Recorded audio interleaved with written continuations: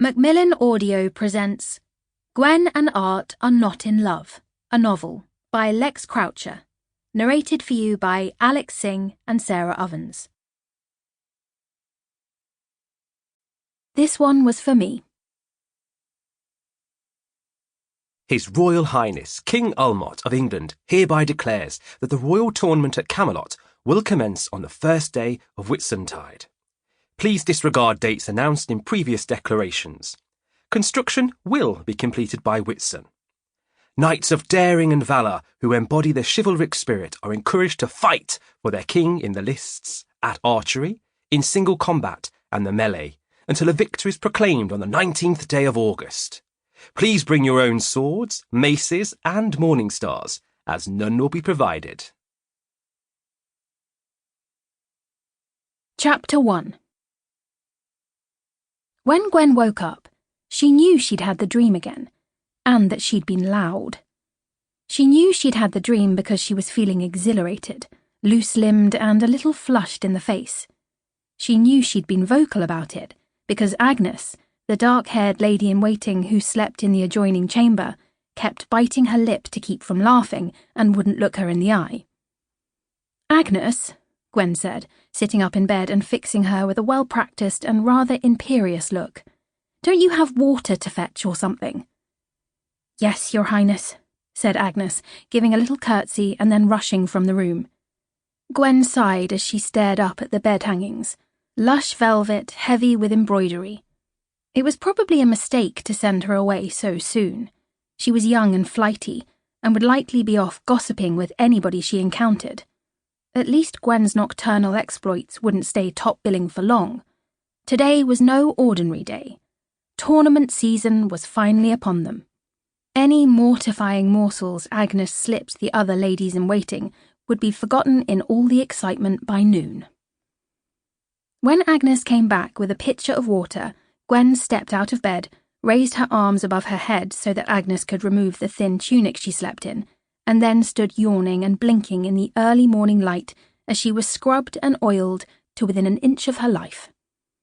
Agnes was just easing a new shift over Gwen's shoulders when the door was nudged open and a tall, pale, copper-haired young man walked in, his head buried in a stack of parchment. "Have you seen this?" he said, not lifting his eyes from the page. Gabriel," Gwen said, looking at him incredulously. "I'm not dressed." "Aren't you?" Gabriel looked up and frowned at her briefly, as if she had removed her clothes just to inconvenience him. "Oh, sorry." "The Greeks wrote a lot of plays about this sort of thing," Gwen said, as Agnes rushed over with a dress to cover her, her fair skin flushing a delicate pink. Her blushes were probably less to do with the impropriety of the situation, and more to do with the fact that almost every woman at court harboured a persistent crush on her brother. Many had tried to catch his eye, and so far, all had failed. He wasn't really one for talking at all, unless it was to Gwen. She had always held this as a point of pride. "The Greeks wrote a lot of plays about putting on dresses?" he asked now, brow still furrowed, as Agnes yanked the dress inelegantly over Gwen's head. "No," Gwen said, emerging with quite a lot of her hair stuck to her mouth. "You're missing the... Are you even listening to me? You walked into my room, you know."